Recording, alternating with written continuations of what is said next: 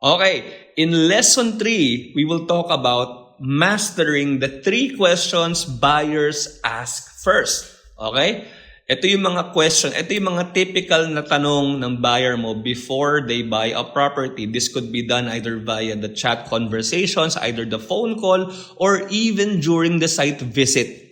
So, kailangan mong malaman yung mga information na to sa property na binibenta mo. Okay? Number 1, magkano monthly?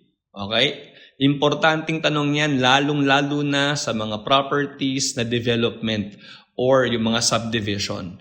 Alamin mo kung ang magkano yung monthly, ano yung mga requirements na kailangan nila for pag-ibig or bank financing. Those are critical questions because in the mind of your buyer, they're always thinking about the price.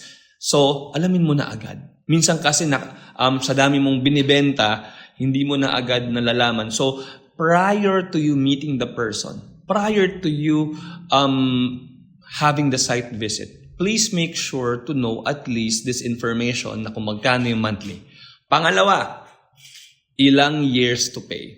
Very, very small na ng bagay lang yan. Pero I hope that you study that because it might be a difficult thing for you, lalo na sa mga developments. Okay? Ito, crucial to. Kapag cash, walang problema. Okay? Lalo na kapag private property. Walang problema pag cash. Pero many of your clients, lalo-lalo na yung mga mas madadaling mabentahan, ay nagtatanong kung gaano katagal.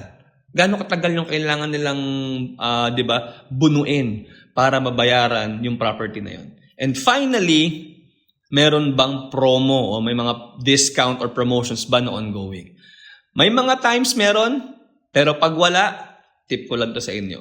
Always tell them this, Sir, alam ko po na money is a very big factor. I understand that. That is why ino-offer ko to sa inyo ngayon pa lang.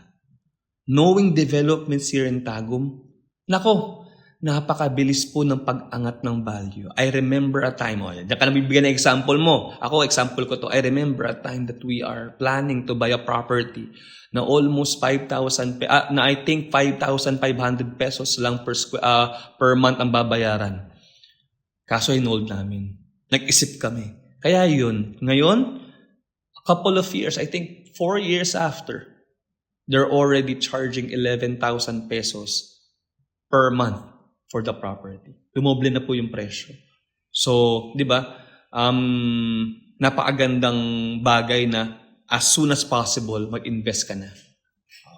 So, kapag ka walang promo, walang discount, i-emphasize mo yung fact na mas maaga siyang pumasok, mag-invest, mas maganda para sa kanya. Kasi lumalaki, nag-a-appreciate yung value ng property. Okay? So, always have a 1-minute script to answer these 3 questions. Okay? Para mas madaling ma-explain para sa'yo. Alam nyo, kapag paulit-ulit yung sinasabi yung mga answers na yan, mas dumadali para sa inyo, mas gumaganda yung delivery nyo, at lalo na, mas maganda yung effect sa buyer na kausap nyo. Okay? So, prepare ka na agad. Another thing that you have to do is to prepare information cards or yung mga one-pager info about the development or the property that you're trying to sell. Mag-save ka na ng screenshots, mga short videos, di ba? Bago mo pa i-post yung property. Para alam mo na. So ngayon, sa activity natin, di ba, meron ka ng property na gusto mong ibenta, either 1 or 2 of them. Ngayon, collect as much information about that property as possible. Collect mo kay Lian. Kunin mo kay Lian or kunin mo sa akin or kay Marley. And then, once you have them, before you post, aralin mo na agad. Okay? So, I hope that makes sense. You can pause or before proceeding to the next module, gawin mo muna yung activity. Once you're done, you can proceed. See you on the next one.